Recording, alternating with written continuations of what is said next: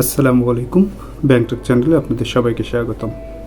যেমনটা আপনাদেরকে বলেছিলাম, আপনারা যারা আগামীতে প্রভিশনারি অফিসার গ্রামীণ ব্যাংকের পরীক্ষা দিবেন তাদেরকে আমি আমার এক্সপিরিয়েন্সটা শেয়ার করতে চেয়েছিলাম। সো সেই উদ্দেশ্যে আজকে আর ভিডিওটা। সো যারা প্রভিশনারি অফিসার হিসাবে আগামীতে পরীক্ষা দিবেন, হয়তো এই মাসের লাস্টের দিকে অথবা আগামী ঈদের পরের শুরুর দিকেই আপনাদের পরীক্ষাটা শুরু হবে। সো পরীক্ষার জন্য আসলে প্রস্তুতির ক্ষেত্রে পরীক্ষার প্ল্যানিংটাও খুব বেশি জরুরি, কারণ আপনার হচ্ছে 1 ঘন্টা বা 1 ঘন্টা 20 মিনিটের পরীক্ষায়, নর্মালি 1 ঘন্টার পরীক্ষাতে 120 মার্কসের পরীক্ষা হয়েছিল বিগত 2023 সালে যে প্রভিশনারি অফিসার পদে যে পরীক্ষাটা হয়েছিল। সো এখানে আসলে টাইম ম্যানেজমেন্ট এবং আপনার কী ধরনের স্ট্র্যাটেজি হওয়া দরকার সেটা অনেক বেশি ইম্পর্ট্যান্ট। দেখা যাচ্ছে আপনারা সেম প্রিপারেশন নিয়ে 5 জন পরীক্ষার হলে গেলেন, সেক্ষেত্রে কিন্তু আপনার স্ট্র্যাটেজিক্যালি যে প্ল্যানিংটা সেটা আপনার অনেকের থেকে, আপনার 5 জনের থেকে 1 জনকে বা 2 জনকে এগিয়ে রাখবে। তো সেই ক্ষেত্রে কেমন হওয়া উচিত আপনার আসলে প্রিপারেশনটা? প্রথমেই বলে রাখি কোশ্চিন প্যাটার্নটা। আপনার কোশ্চিন প্যাটার্ন MCQ 80টা ছিল বিগত সালের প্রশ্ন, আশা করা যায় যে এবারেও 80টা থাকবে। আর আপনার রিটেন পার্ট ছিল 40 মার্কস। সো এখানেও আশা করা যায় যে 40 মার্কসের আপনার রিটেনের জন্য প্রিপারেশন নিয়ে যাবেন। সর্বমোট 120 মার্কসের পরীক্ষা হয়েছিল গত বছর, অর্থাৎ 2023 সালে, যেখানে আমি নিজেও আপনার শিক্ষানবিশ অফিসার হিসাবে সুপারিশপ্রাপ্ত, অর্থাৎ আমারও জবটি হয়েছিল। তো আমি ছোটোখাটো কিছু প্ল্যানিং করে গিয়েছিলাম। যে প্রথম যেটা হচ্ছে MCQ এর ক্ষেত্রে, যেটা খুব বেশি ইম্পর্টেন্ট। এখানে আমার অনেকগুলো পরীক্ষা এবং ভাইবা মিলায়ে যে এক্সপিরিয়েন্সটা হয়েছে সেক্ষেত্রে আমি যদি শেয়ার করি, সবচেয়ে ইম্পর্টেন্ট হচ্ছে টাইম ম্যানেজমেন্টটা। MCQ খুব অল্প সময়ে আপনাকে অনেক বেশি পরীক্ষাতে অনেক কিছু দাগাইতে হয়। সো এই বিষয়গুলো আপনি একটু যদি স্ট্র্যাটেজিক্যালি হ্যান্ডেল করেন, অনেক ভালো ইফেক্টিভ রেজাল্ট পাওয়া যায়। অনেকটা প্রিপারেশন একটু কম বেশি যেটাই হোক। তো সেক্ষেত্রে MCQর ক্ষেত্রে আমি বলবো, এখানে আপনার একটা কথা বলে রাখি, MCQ এবং রিটেনের প্রশ্নটা কিন্তু একসাথেই দেওয়া থাকে। সো আপনাকে প্রথমে আপনার 60 মিনিটের যদি এক্সাম হয় সেক্ষেত্রে বলা হয়ে থাকে যে 40 মিনিট আপনার MCQ দিতে পারবেন এবং পর 20 মিনিট আপনার রিটেন দেওয়া লাগবে। সো এই যে এই টাইমটা মিলানোটা খুবই ডিফিকাল্ট, এবং যারা এই টাইমটা ভালো করে ব্যবহার করে আসতে পারে, আসলে দিন শেষে চাকরিটা তাদেরই হয়। সো আমি যে ক্ষেত্রে বলবো, MCQ এখানে একটা বিষয় যদিও বলা থাকে যে 40 মিনিটে 80টা MCQ শেষ করতে হবে, আর পরবর্তীতে 20 মিনিটে 40 মার্কসের রিটেন শেষ করতে হবে। কিন্তু পরীক্ষার হলে যেটা এক্সপিরিয়েন্স করেছি আমি এই যাবৎকাল, যে আপনি যদি MCQটা একটু আগে শেষ করতে পারেন সেক্ষেত্রে কিন্তু তারা আপনাকে রিটেন লেখার পারমিশন দিয়ে দেয় এবং খাতাটা দিয়ে দেয়। সো সেই ক্ষেত্রে যদি আপনি MCQটা একটু আর্লি শেষ করতে পারেন, আপনি কিন্তু অবশ্যই অন্যদের থেকে অনেক অনেক এগিয়ে থাকবেন। দিন শেষে রিটেনটা ভালো হলে কিন্তু আপনার চাকরিটা অনেকটা নিশ্চিত হয়ে যায়। কিন্তু সেক্ষেত্রে আমি বলবো যে MCQটা দ্রুত দাগায় নেবেন, চেষ্টা করবেন যে আধা ঘন্টার মধ্যে দাগাই ফেলার। যেটা আপনি পারবেন না সেটা নিয়ে আসলে বসে থেকে লাভ নাই।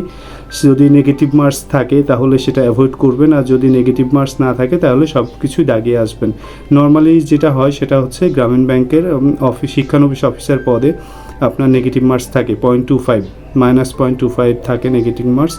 সো আপনি যদি খুব বেশি কনফিডেন্ট না হন তাহলে আপনার MCQটা অ্যাভয়েড করা ভালো, যেগুলো পারবেন না। আপনি এমন না যে 80টার মধ্যে আপনাকে 80টাই পারতে হবে, এরকম আসলে কখনোই হয় না। সো সেক্ষেত্রে আপনি যদি 80টার মধ্যে 50+ কালেক্ট করতে পারেন এবং রিটেন যদি প্রপারলি লিখে আসতে পারেন, আমি মনে করি যে আপনার চাকরি হওয়ার সম্ভাবনাটা অনেক বেড়ে যাবে। সো সেই ক্ষেত্রে আমি বলবো যে প্রথমে আপনার স্ট্রং জোন দিয়ে MCQটা শুরু করেন। যদি অনেকে স্ট্রং জোন আছে ম্যাথ, অনেকে আছে বাংলা, অনেকে আছে ইংরেজি, অনেকে আছে সাধারণ জ্ঞান। সো আপনার যেই 4টা পার্টে যেই পার্টটা আপনার ভালো মনে হয় সেখান থেকে আপনি মার্কসটা ক্যারি করে রাখবেন। সবসময় মনে রাখবেন যে আপনার 80 পাওয়ার দরকার নেই, আপনার টার্গেট থাকবে যে আমি এর মধ্যে 50টা অ্যান্সার করে আসবো, যেন 50টাই হয়। সেক্ষেত্রে আপনি কিন্তু আপনার 80টা হওয়ার দরকার নেই, কারণ 80টা কেউই পারবে না দিন শেষে।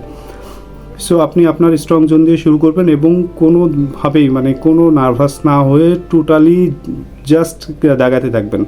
আপনার যেটা পারবেন সেটা দাগায় ফেলবেন। যেটা একটু কনফিডেন্ট, দুইটা যদি শিওরলি মনে করেন যে 4টা অপশন থাকবে, সেক্ষেত্রে 2টা আপনি কনফিডেন্টলি বাদ দিতে পারছেন, সেক্ষেত্রে আপনি 50-50 চান্স নিতে পারেন 2টার মধ্যে একটা। তো এভাবে আপনি আপনার MCQটা দাগাতে পারেন এবং দ্রুত দাগাবেন। অবশ্যই রিটেনের জন্য আপনি অবশ্যই একটু 5-10 মিনিট টাইম যদি বাঁচাতে পারেন সেক্ষেত্রে কিন্তু আপনার চাকরি হওয়ার চান্সটা অনেক বেশি হয়ে যাবে, এটা আমি দায়িত্ব নিয়ে বলছি। এবং এইভাবে এমসিকিউ শেষ করার পরে রিটেন পার্টে যাবেন, এবং রিটেন পার্টে আমি প্রথমেই বলে রাখি 40 মার্কসের বিগত সালে রিটেন হয়েছিল, সো আশা করা যায় যে এবারও 40 মার্কসের রিটেন হবে। 40 মার্কসের রিটেনের মধ্যে কী কী ছিল সেটা আপনাদেরকে বলি। একটা এসে থাকে রচনা, যেটা আপনার একটা রচনা লিখতে হয় একটা নির্দিষ্ট শব্দে 200 বা 250 শব্দের মধ্যে। তারপরে ম্যাথ, গত বছরে ম্যাথ ছিল হচ্ছে আপনার 4টা, এবং ট্রান্সলেশন ছিল 2টা।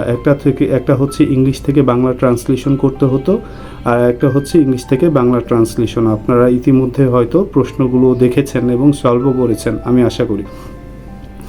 রচনার ক্ষেত্রে যেটা আছে একদম রিসেন্ট আপনার বিজনেস রিলেটেড এবং গ্রামীণ ব্যাংক রিলেটেড বিষয়গুলো জেনে যাবেন এবং আপডেট তথ্য রেখে যাবেন, যেমন মাথাপিছু আয় কত, বর্তমানে অর্থনীতি জিডিপি কত, জিএনপি কত, এইগুলো আপনি ভালোভাবে জেনে যাবেন। খুব বিজনেস রিলেটেড আপডেটগুলো জেনে যাবেন, কোথায় কোনো চেঞ্জ আসতেছে কিনা পলিটিক্যালি, যে এখন বর্তমানে খুবই একটা মানে আপস অ্যান্ড ডাউনস যাচ্ছে, সেই বিষয়গুলো আপনি একটু ধারণা রাখবেন। এবং যাই আসুক বলি আমি আপনাকে, রচনা যাই আসুক আপনি জাস্ট লিখে আসবেন, আপনি লিখে আসলেই আপনাকে মার্কস দিবে এবং আপনার চাকরি পাওয়ার ক্ষেত্রে অনেকটা এগিয়ে থাকবেন। ম্যাথের ক্ষেত্রে আমি বলি ম্যাথ থাকে 4টা, আশা করা যায় এবারও 4টা ম্যাথ থাকবে। সেক্ষেত্রে আমি আপনাকে টপিক বলে দিচ্ছি। বীজগণিত থেকে একটা থাকবে, আপনি 9-10 বইয়ের 3.1 এবং 3.2 এই বীজগণিতের অধ্যায় দুটো পড়ে গেলে আশা করি আপনি ফুললি কমন পাবেন।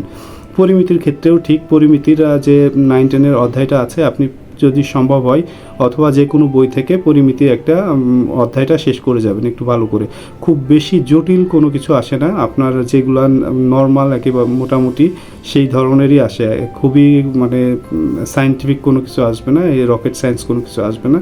সো আপনি মোটামুটি বেসিকগুলো একটু দেখে গেলেই আশা করি করতে পারবেন। জ্যামিতি থেকে একটা, যে ত্রিকোণমিতি অথবা জ্যামিতি হচ্ছে আপনার ত্রিভুজ এবং চতুর্ভুজ রিলেটেড একটা আসে, গতবার ত্রিভুজ রিলেটেড একটা ম্যাথ আসছিল। সো ত্রিভুজ রিলেটেড এবং চতুর্ভুজ রিলেটেড ম্যাথগুলো একটু ভালো করে দেখে যাবেন।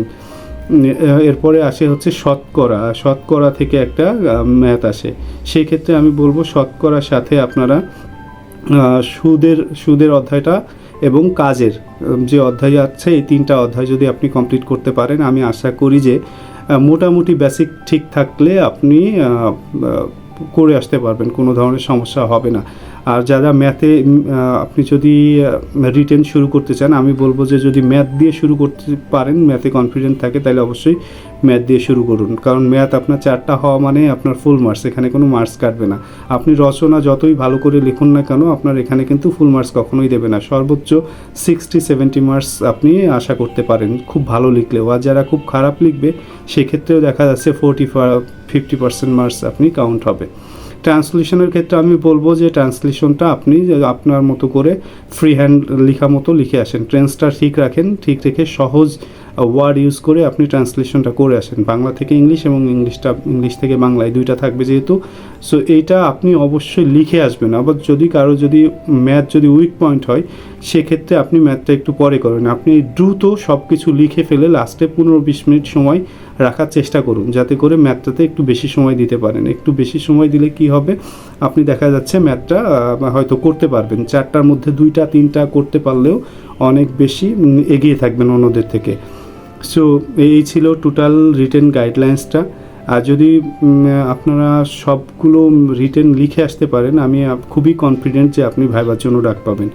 এমসিকিউ এবং বারবার আমি বলছি এমসিকিউ এবং রিটেনের যদি টাইম ম্যানেজমেন্টটা ঠিক রাখতে পারেন এবং প্রপারলি অ্যান্সার করতে পারেন, আপনাকে রিটেন ফুললি অ্যান্সার করতে হবে, 2-1টা ম্যাথ বাদ দিয়ে। হয়তো ম্যাথ সবাই পারবেন না, সবগুলো পারবেন না, যদি পারেন খুবই ভালো, না পারলেও ঘাবড়ানোর কিছু নাই। সেক্ষেত্রে ম্যাথে যদি আপনার খুবই স্ট্রং পয়েন্ট না হয়, বাকিগুলো খুব দ্রুত লিখে নেন 20 মিনিটের মধ্যে, এবং অবশ্যই ঘড়ি দেখে লিখবেন। আপনি কখনোই খুব বেশি লিখে আপনি 10-এর মধ্যে মনে করেন রচনায় যদি 10 থাকে, আপনি খুব বেশি লিখে 10-এর মধ্যে কিন্তু 12-15 পাবেন না, আপনি 10-এ আপনি 5-6-7 ম্যাক্সিমাম পাবেন। সেক্ষেত্রে কিন্তু আপনি 5 পেজ লেখেন বা 6 পেজ লেখেন, ইট ডাজেন্ট ম্যাটার, আপনি 2 পেজে ভালো করে প্রেজেন্টেশনটা দিয়ে আসেন। আর আদার্স সব কিছু অবশ্যই লিখে আসবেন ভালো করে। লিখে না আসলে আপনি দিন শেষে যতই ভালো পরীক্ষা দেন আপনার ইয়ে হবে না, রেজাল্ট আসবে না। আর যেটা বলি যে এমসিকিউ এর ক্ষেত্রে এমসিকিউ আসলে প্রথমে পাস করতে হয়, নির্দিষ্ট যদিও কোনো কিছু বলা থাকে না যে এত পেলে এমসিকিউ পাস, তবে আমি মনে করি যে যদি 40+ পান 80-র মধ্যে আপনার এমসিকিউ আপনি পরে রিটেনের আপনার খাতাটা দেখবে। যদি 40-এর নিচে পান মনে হয় না খাতাটা দেখবে, সেই ক্ষেত্রে অবশ্যই এমসিকিউটা আপনি ভালো করে কমপ্লিট করে যাবেন। 40 পাওয়ার মতো, আপনার 80 পাওয়ার কখনোই টার্গেট করবেন না, তাহলে পরীক্ষাটা খারাপ হয়ে যাবে।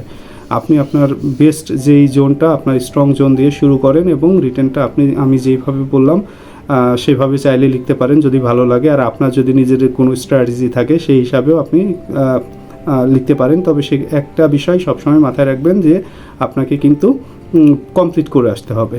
সো যদি কোনো প্রশ্ন থাকে তাহলে কমেন্টস বক্সে আমার কমেন্টসে জিজ্ঞেস করুন, চেষ্টা করব উত্তর দেওয়ার জন্য। আর আমার ব্যাংক টক চ্যানেলটি ভালো লাগলে সাবস্ক্রাইব করুন। দিন শেষে সকল বেকার ভাই বোনদের একটা চাকরির ব্যবস্থা হোক। দিন শেষে বেকারের আসলে দুঃখ কষ্ট একজন বেকার জানে।